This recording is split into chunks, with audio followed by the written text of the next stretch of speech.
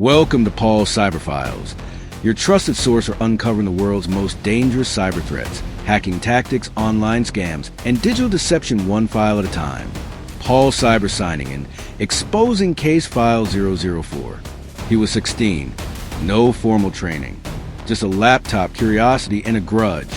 In less than 72 hours, he cracked the defenses of a billion-dollar tech empire. No malware, no inside help, no money changed hands. What he wanted was access. What he broke was trust. Today, I'll take you inside the true story of the teenager who made the world question everything we thought we knew about cybersecurity, and how you, right now, might be vulnerable to the same tactics he used. This video is for educational purposes only.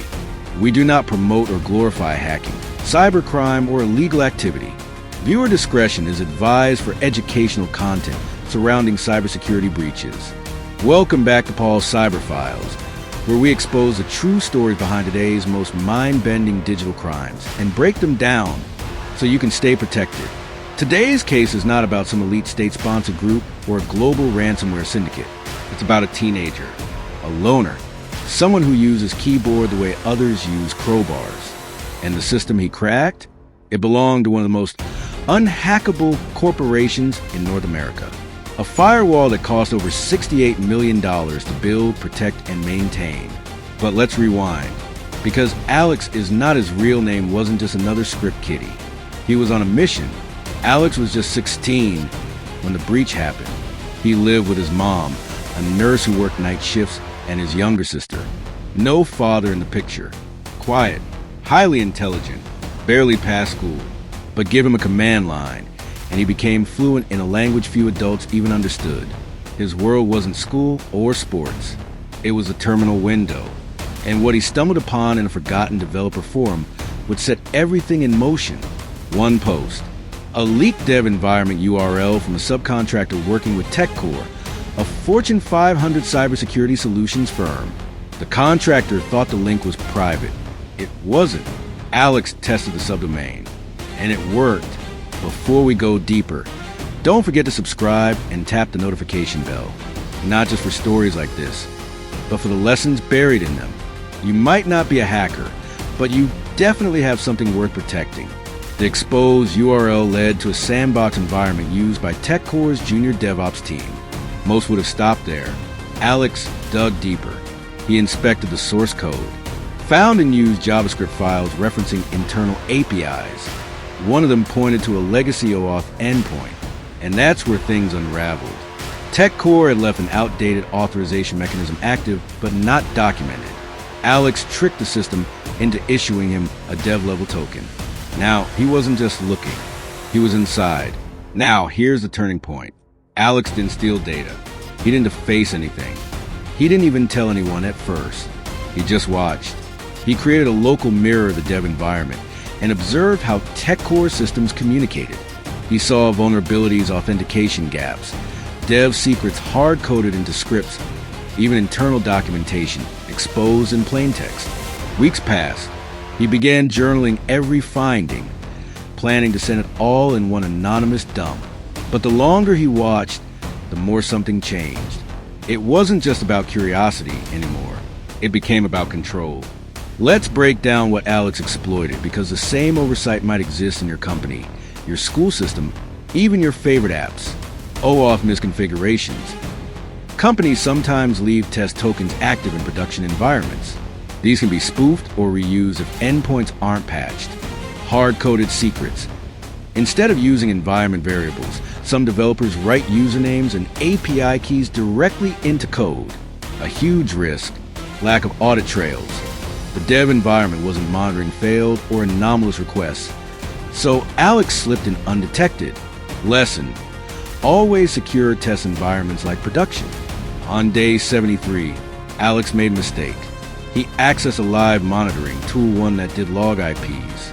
A TechCore engineer named Jamie L. noticed something odd in the metrics.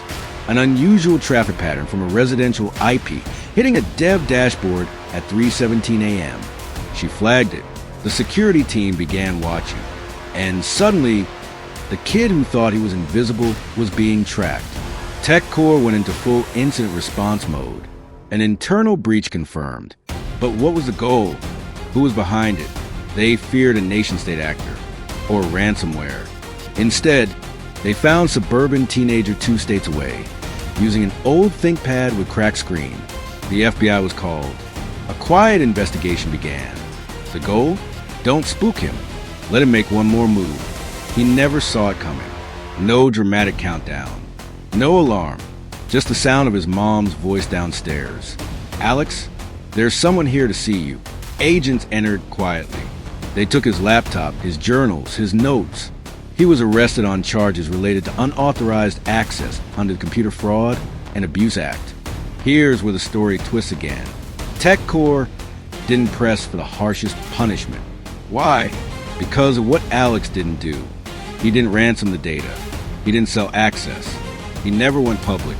He broke the law, but he also exposed real, expensive weaknesses in a system meant to protect millions. Eventually, through legal negotiation and privacy protections, Alex received a juvenile deferred prosecution alongside a permanent mark on federal records. He was banned from internet-connected devices for 2 years. He finished high school through an offline program. He vanished from forums. And Tech Core? They quietly revamped their infrastructure and spent an additional $42 million hardening their systems. Let me leave you with 5 lessons that could keep you from being the next victim or suspect. 1. Secure your sandbox. Treat all dev environments as live. 2. Review offloads regularly. Outdated endpoints are doorways. 3. Monitor the unusual. One strange log entry could be a breach in progress. 4. Reward responsible disclosure. Ethical hackers need channels, not silence. 5. Teach cyber ethics early. Curiosity is powerful. Misguided curiosity can ruin lives. So what happened to Alex? Let's just say I received an anonymous email 2 weeks ago. Encrypted. No header. Just a message. Some walls don't need to be hacked. They just need to be watched. We'll talk more about that in another episode. But for now, I want to hear from you. What should the line be between ethical hacking and criminal intent? Drop your thoughts in the comments. And if you value stories that protect you, teach you, and open your eyes to the world of digital security, subscribe, hit the bell, and share this video with someone who needs to know how real cybercrime really works. Because here on Paul Cyber Files, we don't just tell stories, we expose the systems. Okay, now, I just felt I should do this breakdown from the story, and it gets more interesting. Fact versus fiction breakdown of teen hacker versus billion-dollar firewall. That story captivated thousands of you. But now, the question you've all been asking, was it real or just a good story? Paul Cyber Files, where fiction reveals truth and truth protects lives. You're watching Paul Cyber Files, where we decode digital crime to help protect you and the systems you rely on. On this episode, we told the story of Alex, a fictional teen hacker who breached a billion-dollar firewall using nothing but curiosity, clever timing, and a misconfigured developer portal. But today's episode, this one's your fact-check file. We're unpacking what was true, what was inspired, and what was fictionalized. And believe me, the real stuff is just as wild. Part 1. Fact. Teen hackers have breached billion-dollar systems. Let's start with the most shocking reality check. Teenagers have breached billion-dollar corporations. Not in a movie, not in a Netflix docuseries. In real life, Lapsus Dollar Group, 2021 to 2022. Members as young as 16. Breached Microsoft, Uber, Nvidia, Rockstar. Used SIM swaps, OAuth token hijacking, and social engineering. Many of these teens lived in ordinary homes. Some used school-issued laptops. They weren't masterminds with infinite resources, just kids with time, tools, and no fear of consequences. Arion Curtis, GTA 6 hacker. At just 17, he breached Rockstar Games and leaked early GTA 6 footage. While already on bail for cyber offenses, he allegedly hacked again using an Amazon Fire Stick and hotel Wi-Fi. Teen hackers bypassing billion-dollar firewalls? That part? 100% real. Part 2. Fact. Dev environments are a major weak point. In our fictional story, Alex used an OAuth token left exposed in a dev environment. That tactic? Very real and very dangerous. Let me refresh your mind on the Capital One 2019. Hacker exploited a misconfigured AWS gateway. Uber 2022. Hacker found exposed credentials in a private code repo. SolarWinds attack. Dev pipeline was compromised to inject malware. You will find these in our series of exposed files previously. Why do these environments get hacked so easily? Because they're not treated like real systems, but they're connected, and that's enough. This wasn't sci-fi. Dev environments are often the first domino to fall. If this breakdown is surprising, so far imagine what we got coming next. Make sure you hit subscribe and tap that notification bell so you don't miss future breakdowns like this one and more true cybercrime exposed case files. Part 3, Fiction, Alex and his specific journey. Let's talk about what we made up because it matters. Alex is not a real person. He's a composite character built from multiple real-world cases. His quiet surveillance, his moment of panic, his digital journal, these were narrative tools from real cases. The FBI arrest scene in the story was dramatized, but those kinds of door knocks, they've happened, just not to Alex. The company in the story tech core is fictional too, but it reflects real companies that handle high-stakes digital infrastructure. Alex was never meant to be a hacker hero. He's a warning symbol of story to make people think.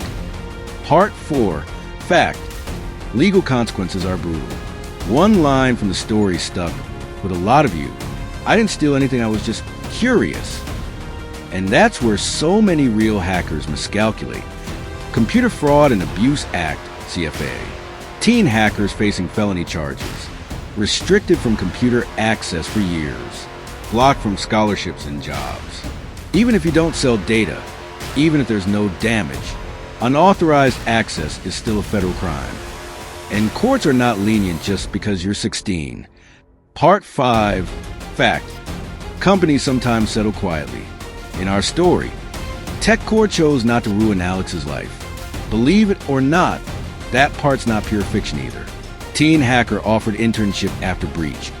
Company chooses not to press charges on minors sometimes, but hardly they get such chances. Some companies choose a quiet settlement if no data was leaked. The hacker is a minor. Publicity risk is high. In very rare cases, they've even offered jobs later, but only after serious legal review and rehabilitation. It's rare, but it has happened.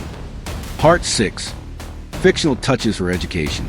Let's be honest, some parts of our story were added purely to educate.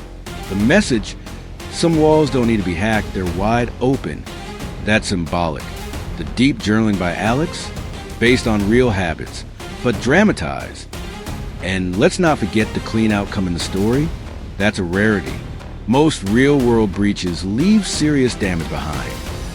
Final takeaway, why this story matters. So, why do we blend fact with fiction at all? Because facts are forgettable, but stories stay with us. Stories make you stop, think, and change. If one viewer, just one, realizes, wait, our dev environment is open to the internet, or my teenager needs to hear the story, then it was worth telling.